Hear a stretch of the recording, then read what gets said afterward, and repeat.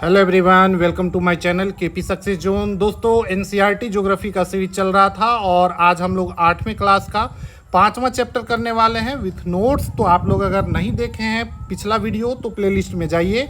और class 6 class 7 पूरा complete video हो चुका है। क्लास 8 में आज 5वां चैप्टर है।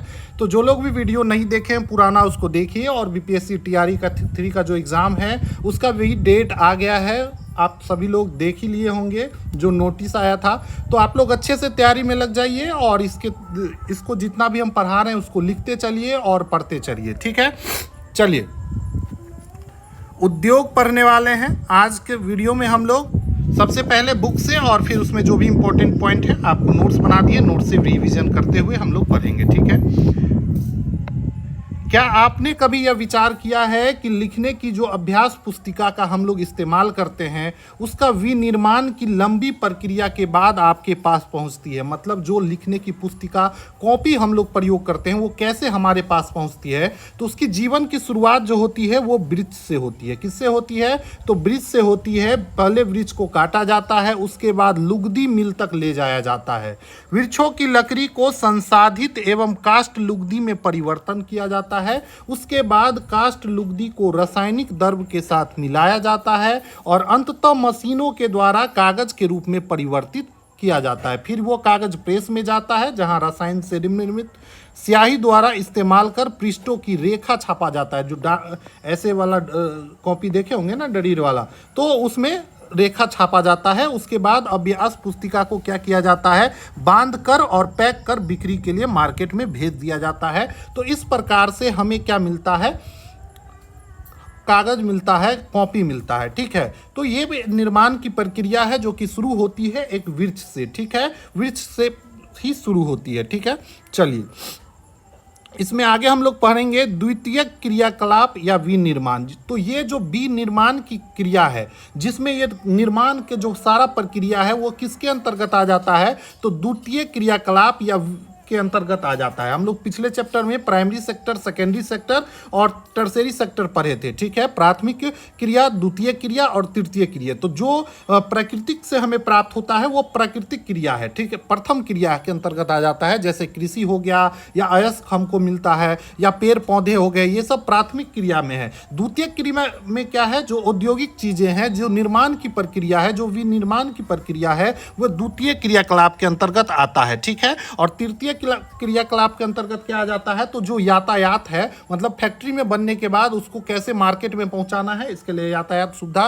इस सब संचार हो गया, ये सब चीज तृतीय में आ जाता है। ठीक है, प्रचार करना हो जाएगा। तो कोई भी चीज़ है तो उद्योग वाले, कंपनी वाले उसका प्रचार करते हैं तभी तो वो बिकता है। तो ये सब तीसरे में आ जाता है। ये क्या करता है? प्रथम सेक्टर और द्वितीय सेक्टर को सहायता प्रदान करता है तृतीय सेक्टर जो है। ठीक है, तो तीनों सेक्टर आप लोग पढ़ लिए। अभी आज हम लोग जो पढ़ने वाले हैं उद्योग। उद्योग में क्या होता है? निर्माण का काम होता है और निर्माण, विनिर्माण ये जो है द्वितीय क्रियाकलाप के अंतर्गत आता है। ठीक है, कच्चे माल को लोगों के लिए अधिक मूल्य के उत्पाद के रूप में प्रयोग किया जाता है। विनिर्माण में क्या होता है? हम उद्योग में क्या करते हैं? कच्चा माल लाते हैं और उस कच्चा माल से एक अधिक मूल्यवान वस्तु का निर्माण किया जाता है।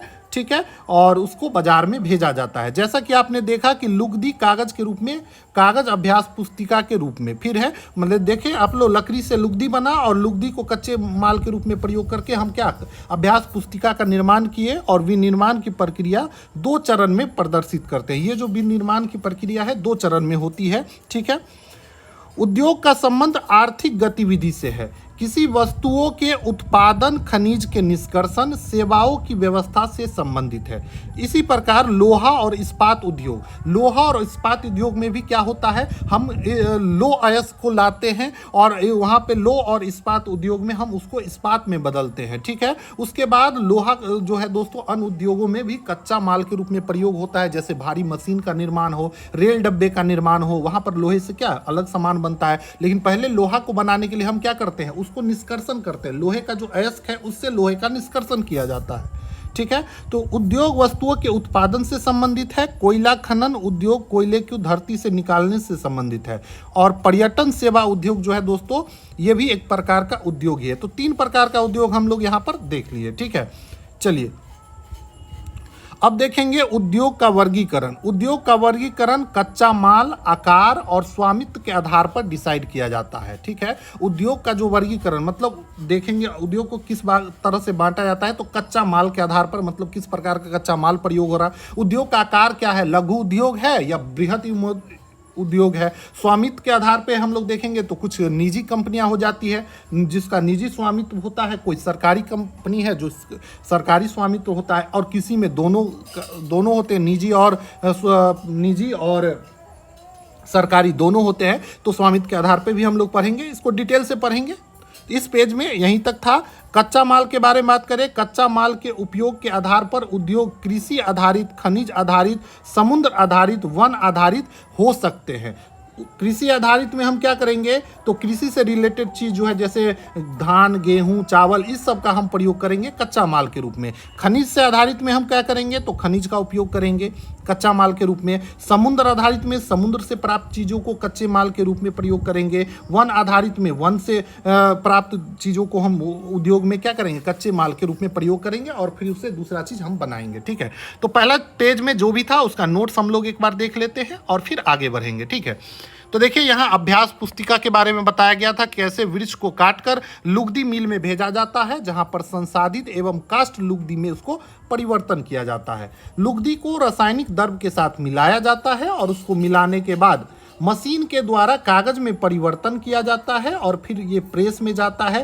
प्रेस में जाने के बाद स्याही से पृष्ठ रेखा की छपाई की जाती है और फिर बांध कर बिक्री के लिए मार्केट में भेज दिया जाता है। ठीक है, तो इस तरीके से हमको अभ्यास पुस्तिका प्राप्त होती है। ये सारी प्रक्रिया है। ठीक है, उसके बाद विनिर्माण की बात करें तो विनिर्माण जो है दोस्तों द्वितीय क्रियाकलाप है। आपको बताएं प्रथम क्रियाकलाप क्या है, द्वितीय क्रियाकलाप और तृतीय क्रियाकलाप क्या होता है। ठीक है, इसमें कच्चे माल को अधिक मूल्य के उत्पाद में परिवर्तन किया जाता है। इसमें क्या है, कच्चे माल को उद्योग में भेजा जाता है और फिर उससे अधिक मूल्य के उत्पाद बनाया जाता है और फिर उसको मार्केट में भेजा जाता है। ठीक है, उद्योग का बात करें तो उद्योग का जो संबंध है आर्थिक गतिविधि से है। ठीक है, जो कि वस्तुओं के उत्पादन, खनिज के निष्कर्षण अथवा सेवाओं की व्यवस्था से संबंधित है। ठीक है, उद्योग में हम लोग देखें तो लोहा और इस्पात उद्योग जो है दोस्तों, इसमें वस्तुओं का उत्पादन होता है। कोयला और खनन उद्योग कोयलों को धरती से निकालने की प्रक्रिया है और पर्यटन उद्योग में सेवा देने के उद्योग के रूप में जाना जाता है। ठीक है, तो इन तीन प्रकार के उद्योग हम लोग को देखने को मिलता है। ठीक है, उद्योग का वर्गीकरण का आधार क्या है, तो उद्योग को वर्गीकरण किया जाता है कच्चा माल के आधार पर, ये मुझे माला लिखा गया, कच्चा माल के आधार पर, आकार के आधार पर और फिर स्वामित्व के आधार पर। ठीक है, तीनों पॉइंट को हम अच्छे से पढ़ेंगे और बुक में भी देखिए इधर वही बताया गया। देखिए कृषि आधारित उद्योग, खनिज, तो इस सबको हम लोग पढ़ेंगे। ठीक है, कच्चा माल को हम लोग तीन भाग में बांटते हैं। एक हो गया कृषि आधारित उद्योग, दूसरा हो गया खनिज आधारित उद्योग, उसके बाद आता है समुद्र आधारित उद्योग और फिर वन आधारित उद्योग। चारों के बारे में पढ़ेंगे और सब में क्या कच्चा माल प्रयोग होता है उसको देखेंगे। देखिए कृषि आधारित जो उद्योग है इसमें कच्चा माल के रूप में वनस्पति और जंतु को प्रयोग किया जाता है और उससे जो उत्पाद है उसको प्रयोग किया जाता है। ठीक है, कृषि आधारित उद्योग के अंतर्गत खाद्य संसाधन, वनस्पति तेल उद्योग आ जाएगा, सूती वस्त्र उद्योग भी इसी के अंतर्गत आ जाता है, डेयरी उत्पाद का जो उद्योग है ये भी आ जाएगा और चर्म उद्योग जो है दोस्तों ये भी आ जाएगा। तो ये जितना भी उद्योग है ये सब आ जाएगा कृषि आधारित उद्योग के अंतर्गत। ठीक है, इसमें कच्चा माल जो है वो कृषि आधारित होता है। ठीक है, अब देखेंगे खनिज आधारित उद्योग। ठीक है, खनिज आधारित उद्योग जो है दोस्तों एक प्राथमिक उद्योग है। ठीक है, जिसमें खनिज अयस्कों का उपयोग किया जाता है कच्चे माल के रूप में। किसका प्रयोग किया जाता है, खनिज अयस्क का कच्चे माल के रूप में प्रयोग किया जाता है और इससे प्राप्त जो उत्पाद होता है वो भी एक कच्चे माल के रूप में दूसरे उद्योग में प्रयोग किया जाता है। ठीक है, जैसे लोहे का निष्कर्षण, लोहे के अयस्क से हम लोहे का निष्कर्षण करते हैं तो हमको लोहा प्राप्त होता है। अब लोहा जो प्राप्त होता है इसको भी हम दूसरे उद्योग में प्रयोग करते हैं एक कच्चा माल के रूप में। जैसे रेल का डब्बा बन रहा है वहां पर हम लोग को लोहे का प्रयोग किया जाता है। तो इस तरीके से खनिज आधारित उद्योग है। ठीक है, इससे जो उत्पाद निकलता है जैसे लोहा हो गया, लोहा जो है दोस्तों ये भी कच्चा माल है, आपको बताए हैं। भारी मशीन निर्माण और रेल डब्बा निर्माण में लोहे का प्रयोग किया जाता है। इसी तरीके से एल्युमिनियम हो गया, बॉक्साइट हो गया, ये सभी चीज़ है, अलग अलग हम लोग उसको पढ़ेंगे। ठीक है, चलिए, उसके बाद है दोस्तों समुद्र आधारित जो है दोस्तों, तो समुद्र आधारित उद्योग में आ जाएगा समुद्री खाद्य प्रसंस्करण, जो समुद्र से खाद्य मतलब योग जो पेड़ पौधे हैं उससे कैसे औद्योगिक रूप से प्रयोग किया जाता है, तो ये आ जाएगा। उसके बाद मत्स्य तेल का निर्माण, समुद्र से जो मछली मिलता है उसके मछली के तेल का निर्माण का भी उद्योग है। तो ये जो है दोस्तों इसमें कच्चा माल जो है समुद्र आधारित हो जाएगा। फिर वन आधारित, इसमें कच्चा माल वन से प्राप्त होता है। इसके अंतर्गत लुगदी एवं कागज उद्योग, औषधि उद्योग, रसायन उद्योग, फर्नीचर, भवन निर्माण उद्योग, ये सभी वन आधारित उद्योग के अंतर्गत आ जाता है। ठीक है, तो यहाँ तक अगर आप लोग देखेंगे तो इसमें यही है, समुद्री आधारित उद्योग, वन आधारित उद्योग, खनिज आधारित उद्योग और कृषि आधारित उद्योग। जितना भी इंपॉर्टेंट पॉइंट है आपको नोट्स में बता दिया गया है, तो आपको पढ़ने की जरूरत नहीं है। बाकी आप लोग बुक एक बार पढ़ना चाहते हैं तो देखिए यहाँ पे रख दिया गया है, आप पढ़ सकते हैं। ठीक है, अब आगे हम लोग देखेंगे आकार के आधार पर उद्योग। तो आकार के आधार पर उद्योग को दो पार्ट में बांटा गया है, लघु आकार और बृहत आकार। ठीक है, आकार का तात्पर्य निवेश की गई पूंजी से होती है। मतलब आकार मतलब उद्योग का कितना बड़ा साइज है वो किस पे डिपेंड करेगा, पूंजी पे। मतलब जहां ज्यादा पूंजी लगाएंगे उद्योग बड़ा होगा, छोटा पूंजी का उद्योग होगा तो लघु होगा। तो आकार किस पे डिपेंड करता है, तो पूंजी पे डिपेंड करता है। ठीक है, उसको पढ़ेंगे हम लोग। चलिए यहाँ पर देख लेते हैं। तो आकार जो है दोस्तों किस पे डिपेंड करता है, तो निवेश की गई पूंजी पर और लोगों की संख्या पर और उत्पाद की मात्रा, तीन चीजों पे। ठीक है, सबसे इंपॉर्टेंट तो हो गया पूंजी। उसके बाद उसमें जितना पूंजी होगा भाई लोगों की संख्या भी उतना ही वो रख सकता है और उत्पाद की मात्रा भी उतना ही उत्पादन होगा। ठीक, मेन तो हो गई पूंजी। ठीक है, उसके बाद इसमें देखेंगे लघु उद्योग क्या होता है। तो लघु कुटीर, इसमें लघु उद्योग जिसको कुटीर और घरेलू उद्योग भी बोलते हैं, इसमें पूंजी कम होता है और लोग भी कम होते हैं। इसके अंतर्गत टोकरी बुनाई, मिट्टी का बर्तन, छोटा छोटा अगरबत्ती बनाना, चिप्स बनाना, ये सब लघु कुटीर उद्योग के अंतर्गत आ जाता है। ठीक है, लेकिन उसके बाद बात करें बृहत उद्योग में, तो बृहत उद्योग में अधिक पूंजी की आवश्यकता होती है और निवेश की आवश्यकता होती है। उत्पादन भी दोस्तों इसमें ज्यादा होता है। ठीक है, टेक्नोलॉजी का इसमें प्रयोग किया जाता है, मानव बल के साथ साथ टेक्नोलॉजी का भी ज्यादा से ज्यादा इसमें प्रयोग देखने को मिलता है। ठीक है, जैसे कि ऑटोमोबाइल उद्योग हो गया, भारी मशीन हो गया, रेल का डब्बा का उत्पादन कहीं हो रहा है, या फिर बड़े पैमाने पर वस्त्र उद्योग हो गया। तो ये सभी जो है दोस्तों क्या है, बृहत उद्योग का एग्जाम्पल है। तो आप लोग समझ गए होंगे लघु उद्योग क्या है, बृहत उद्योग क्या है और कैसे इसको डिफरेंस करना है, किसके आधार पर क्या इसमें इंपॉर्टेंट है, तो सब कुछ आप लोग समझ गए हैं। ठीक है, तो इस पेज में अगर आप लोग देखें तो यही चीज़ है, बृहत आकार और लघु आकार। ठीक है, छोटे पैमाने के उद्योग कम पूंजी और प्रौद्योगिकी का प्रयोग होता है। देख लिए, छोटे उद्योग होगा तो कम उपयोग होगा।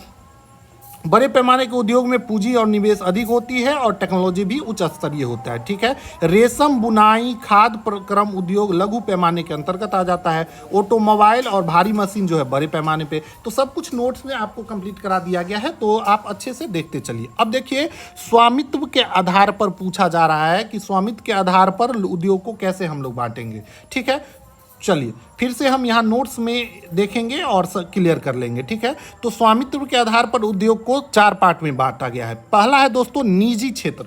निजी क्षेत्र का मतलब हुआ प्राइवेट, मतलब किसी पर्सनल, किसी लोगों का स्वामित्व होता है। इसमें स्वामित्व और संचालन जो है दोस्तों या तो एक व्यक्ति के द्वारा या 2-3 व्यक्ति या 5 व्यक्ति के समूह के द्वारा, मतलब पार्टनरशिप में चलाया जाता है। ठीक है, तो वो हो जाएगा निजी क्षेत्र। ठीक है, उसके बाद सार्वजनिक क्षेत्र, मतलब कि पब्लिक क्षेत्र वाला जो है, इसका जो स्वामित्व होता है, मतलब जो मालिक होता है वो सरकार होता है सार्वजनिक क्षेत्र का। जैसे HAL, हिंदुस्तान एरोनॉटिकल लिमिटेड, ये क्या है, ये एक सरकारी कंपनी है। सेल हो गया, भेल हो गया, जितनी भी नवरत्न कंपनी है, गेल हो गया, ONGC हो गया, ये सभी जो है क्या है, सरकारी स्वामित्व के अंतर्गत आ जाता है और ये सरकारी कंपनियां हैं। ठीक है, उसके बाद है दोस्तों संयुक्त क्षेत्र। संयुक्त क्षेत्र में स्वामित्व राज्य और राज्य के व्यक्तियों के द्वारा होता है। ठीक है, तो इसमें जो मालिकाना हक होता है राज्य के पास होता है और राज्य के व्यक्तियों के द्वारा हो जाता है। इसके अंतर्गत आ जाता है मारुति लिमिटेड। इसका एग्जाम्पल जो है दोस्तों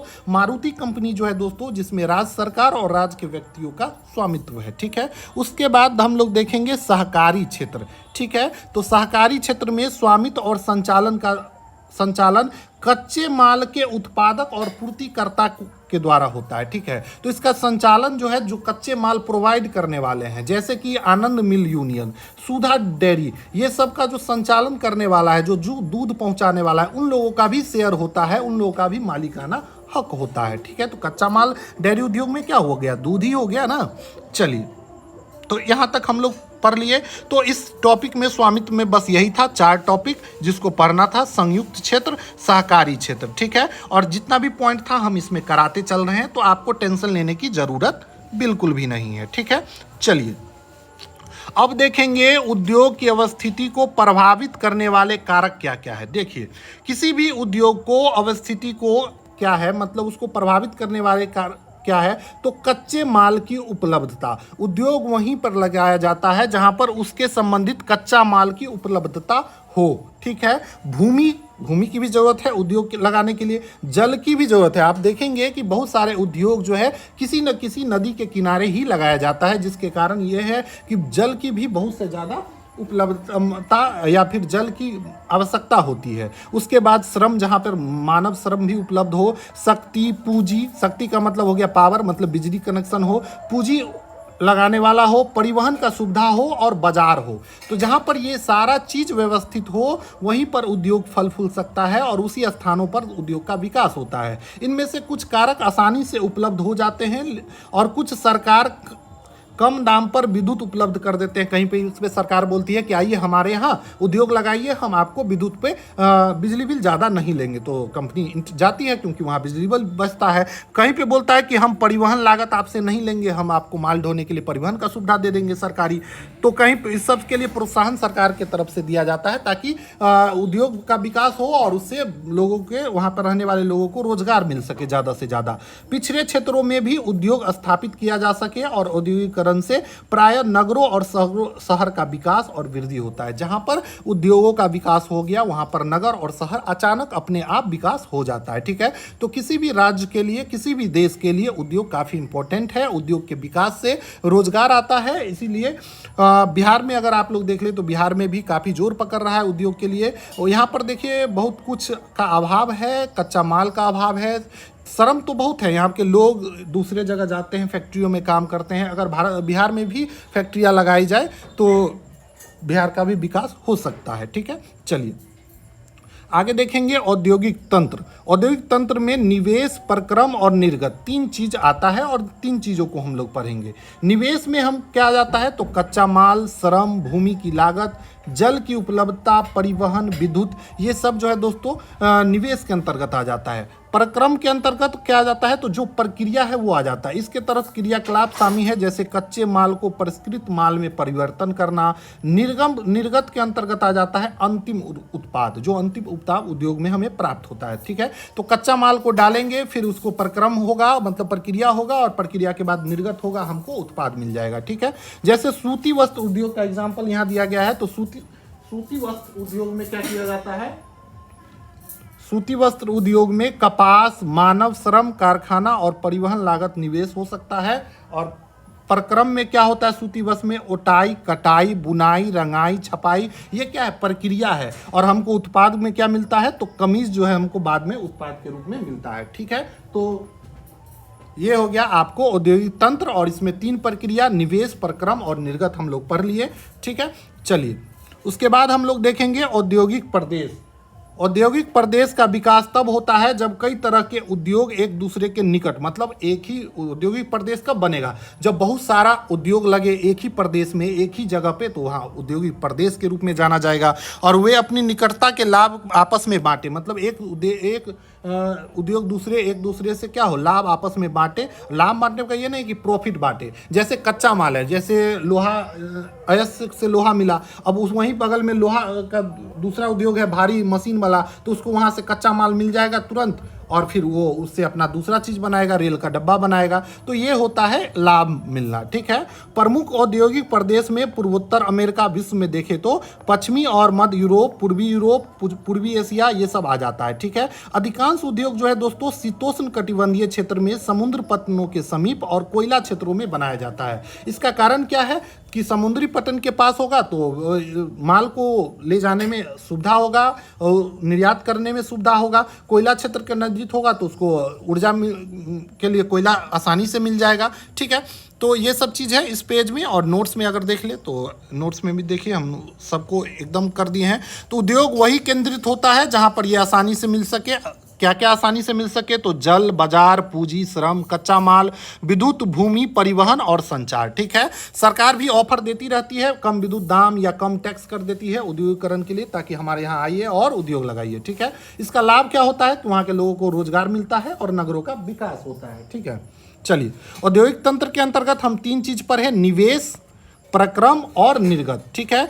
निवेश में आ जाता है आपको कच्चा माल, श्रम, भूमि की लागत, जल की उपलब्धता, परिवहन, विद्युत, ठीक है। ये निवेश के अंतर्गत आ जाता है। एग्जाम्पल में हम सूती वस्त्र उद्योग को देखेंगे, जिसमें कपास, मानव श्रम, कारखाना और परिवहन लागत, ये सभी क्या है? निवेश है। उसके बाद बात करें तो ओटाई, कटाई, बुनाई, रंगाई, छपाई, ये जो है दोस्तों ये प्रक्रम के अंतर्गत आ जाएगा सूती वस्त्र उद्योग में, ठीक है। देखिए, सूती वस्त्र उद्योग की ही बात की जाती है। और अंतिम उत्पाद हमको क्या मिलेगा सूती वस्त्र उद्योग का? तो आपको कमीज मिलेगा। तो ये 3 प्रक्रिया होता है किसी भी औद्योगिक तंत्र के अंतर्गत, ठीक है।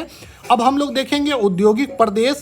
तो विश्व में भी यहाँ मैप के हिसाब से दिखाया गया है, और जहाँ पर ये काला क्षेत्र दिख रहा है तो ये दोस्तों क्या है? औद्योगिक प्रदेश है। मैप को एक बार जूम करके दिए हैं, आप लोग देख लीजिए, ठीक है। ये देखिए अमेरिका में ये वाला क्षेत्र है, इसके निचले दक्षिणी अमेरिका में ये सब क्षेत्र, ऐसे ये देख लीजिए, उत्तरी अफ्रीका हो गया, यूरोप का क्षेत्र हो गया।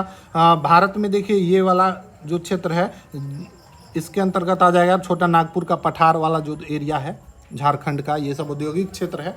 और गुजरात हो गया, गुजरात में, महाराष्ट्र में यहाँ पर ज़्यादा उद्योग है, ठीक है। तो सबको देखेंगे हम लोग। तो विश्व में बात करें तो पूर्वोत्तर अमेरिका, पश्चिमी और मध्य यूरोप, पूर्वी एशिया में मुख्यतः शीतोष्ण कटिबंधीय क्षेत्र, समुद्री पतन के समीप ही औद्योगिक क्षेत्र का विकास होता है। भारत में बात करें तो मुंबई, पुणे समूह, बेंगलोर, तमिलनाडु, हुगली प्रदेश कहाँ पे है? तो वेस्ट बंगाल में, अहमदाबाद, बड़ोदरा प्रदेश, छोटा नागपुर प्रदेश कहाँ है? तो दोस्तों झारखंड में है। उसके बाद दिल्ली, गुड़गांव, ये सभी क्या है? औद्योगिक प्रदेश है, ठीक है। बहुत सारा उद्योग है इन सब जगहों पर, ठीक है। अब हम लोग देखेंगे भोपाल गैस त्रासदी। अब देखिए, जैसे जैसे औद्योगिकरण का विकास हुआ तो औद्योगिक विविधता भी आई। तो उसमें से कुछ इंपॉर्टेंट है जिसको यहाँ पर देखेंगे। यूनियन कार्बाइड की फैक्ट्री है भोपाल में, और ये देखिए ये यूनियन कार्बाइड की फैक्ट्री है। यहीं पर दोस्तों 3 दिसंबर 1984 को 12:30 बजे रात को यूनियन कार्बाइड कीटनाशी कारखाना था, जहाँ पर मिथाइल आइसोसाइनेट गैस का रिसाव हुआ, और जिसके कारण कई सारे लोग मर गए। और उसका प्रभाव ये हुआ कि देखिए 35,598 व्यक्तियों की मृत्यु हो जाती है, और हजारों लोग जो बच गए वो भी अधिक बीमारी जैसे अंधापन, प्रतिरक्षा विकृति, मतलब बहुत तरह के लंगड़े लूल्हे ऐसे होने लग गए भोपाल गैस त्रासदी के बाद। तो ये इसका डेट याद रखेंगे, बहुत इंपॉर्टेंट है, कई बार पूछा गया है और हमको तो 10th के एग्जाम में पूछ दिया गया था। तो 3 दिसंबर 1984 भोपाल गैस त्रासदी याद रखेंगे। उस समय केंद्र में राजीव गांधी की सरकार थी, ठीक है। मिथाइल आइसोसाइनेट का रिसाव हुआ था यहाँ पर, ठीक है। उसके बाद विश्व में भी एक 23 दिसंबर 2005 चीन के गुआकांगो में चोंगिंग में गैस कूप विस्फोट हुआ था। ये भी एक विपदा है, औद्योगिक विपदा, 23 दिसंबर 2005 को, इसको भी याद रखना है, ठीक है। अब हम देखेंगे प्रमुख उद्योग का वितरण, ठीक है। और नोट्स में हम लोग इसको देखते चलेंगे, बुक में ज़्यादा पढ़ने की जरूरत नहीं है, हम सारा जो भी इंपॉर्टेंट है यहाँ पर आपको कर दिए हैं, ठीक है।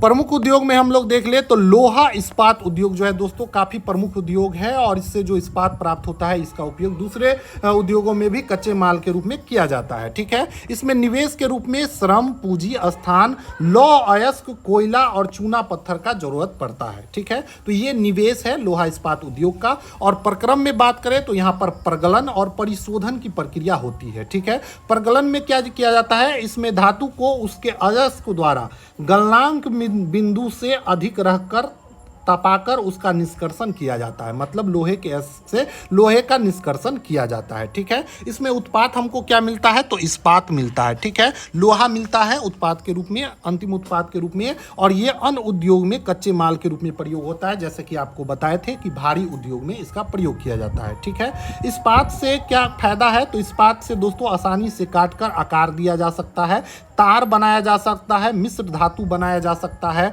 इसका उपयोग पोत, रेलगाड़ी, सुई, ट्रेन इत्यादि जितना भी कारखाना है लगभग हर जगह लोहे का इस्पात का प्रयोग किया जाता है। ठीक है, चलिए, तो यहाँ लो इस्पात उद्योग में इतना ही पॉइंट था जिसको आपको ध्यान रखना है। ठीक है, परगलन आपको बता ही दिए, और यहाँ पर देखिए झोंका भट्टी में लोहे से इस्पात कैसे निकाला जाता है। ठीक है, तो यहाँ पर दिया गया है परगलन की, परगलित लोहा बाहर निकल जाता है, लोहे ऊपर से डाला जाता है जिसमें चूना पत्थर और कोक भी होता है। झोंक भट्टी में देखिए किस तरीके से ये सारी प्रक्रिया होती है, जिसके बाद हमको लोहा प्राप्त होता है। ठीक है, तो ये सारा चीज़ है, आपको उसको देखना है। चलिए, इसमें उसके बाद हम लोग देखेंगे महत्वपूर्ण इस्पात उद्योग केंद्र भारत में। तो भिलाई इस्पात केंद्र कहाँ पे है, तो छत्तीसगढ़ में है। दुर्गापुर में भी इस्पात का केंद्र है। उसके बाद जमशेदपुर में टिस्को टाटा का, तो ठीक है, तो इसको भी ध्यान रखना है, टिस्को। उसके बाद उड़ीसा राउरकेला में, बोकारो झारखंड में। तो इन सभी जगहों पे आपको क्या मिलेगा, महत्वपूर्ण इस्पात उत्पादन केंद्र है। ठीक है, जिसमें जमशेदपुर को डिटेल से बताया गया है, और यहाँ पर देखिए मैप भी दिखाया गया है, जमशेदपुर में लोहा इस्पात उद्योग। ठीक है, यहाँ पर देखिए ये है दोस्तों टाटा इस्पात कार्यक्रम, यहीं पे स्वर्णरेखा नदी बहती है।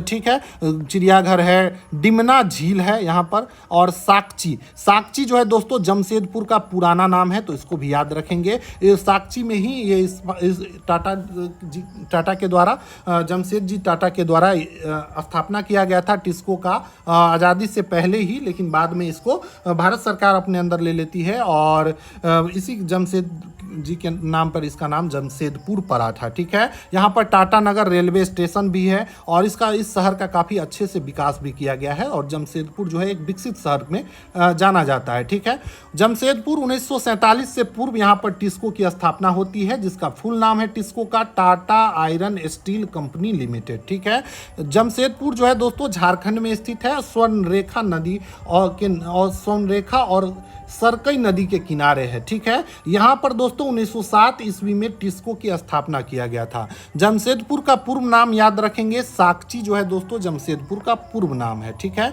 कोलकाता से नज़दीक है, और झारखंड में कोयला और मैंगनीज की उपलब्धता है, और उड़ीसा और छत्तीसगढ़ से यह इसको लॉयस्क में मिल जाता है, जिसके कारण यहाँ पर दोस्तों सबसे पहले टाटा आयरन स्टील कंपनी की स्थापना की गई थी। ठीक है, तो अधिकांश उद्योग इस्पात के लिए इन पर निर्भर है। तो अधिकांश जितना भी उद्योग है जिसको इस्पात चाहिए, लोहा चाहिए, वो इस उद्योगों पर निर्भर है। ठीक है, बाद में तो बहुत जगह खुल गया, लेकिन सबसे स्टार्टिंग में जमशेदपुर में ही खुला था। उसके बाद इतना जगह है, भिलाई, दुर्गापुर, जमशेदपुर, राउरकेला, बोकारो, यहाँ पर भी इस्पात उत्पादन केंद्र खुल गया। ठीक है, तो जमशेदपुर के बारे में हम लोग देख लिए, और ये सारा चीज़ जमशेदपुर के बारे में। अब हम दूसरा देखेंगे, वर्ल्ड में एक जगह है पीटरबर्ग दोस्तों, पीटरबर्ग से जो भी क्वेश्चन होगा इसको भी हम लोग यहाँ देखेंगे।